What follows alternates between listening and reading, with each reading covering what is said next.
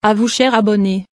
Le ministre de la Défense ivoirienne, Ahmed Bakayoko, serait le parrain d'un cartel de drogue en Afrique de l'Ouest en général et dans son pays la Côte d'Ivoire. C'est du moins ce qui ressort de plusieurs enquêtes menées par certains médias notamment Vice Media dans le cadre du démantèlement de certains réseaux de stupéfiants.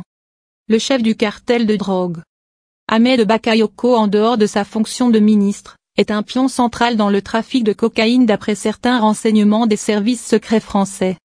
En outre, il serait également connu comme le parrain de nombreuses personnes dans le showbiz.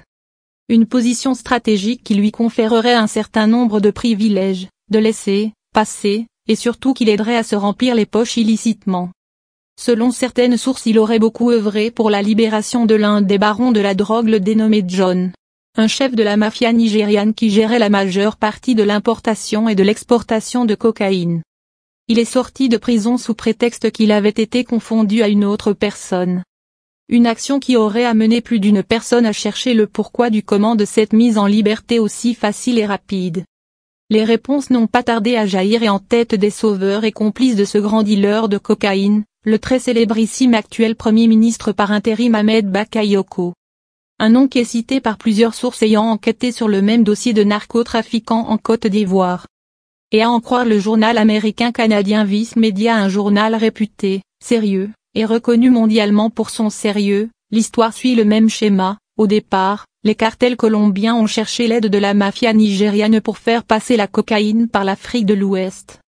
La mafia nigériane avait besoin de l'aide des autorités des ports mondiaux.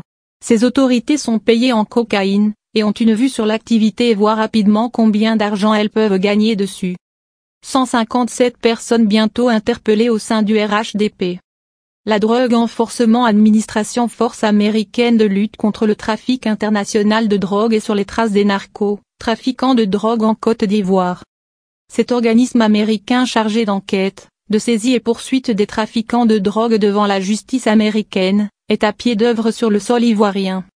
Et selon des informateurs, des têtes vont tomber car le cerveau de cette sale besogne dans le pays va entraîner plusieurs membres du cartel dans sa descente aux enfers. Un signe inéluctable que le pouvoir en place court à sa fin. Une histoire qui pourrait se répéter depuis l'ère des scandales sur des lieutenants de Bédier vers la fin de son régime. Même son de cloche pour certains lieutenants de Gbagbo vers la fin de son régime. Il ne serait donc pas trop tôt de considérer cette nouvelle série de scandales comme la fin d'un énième régime.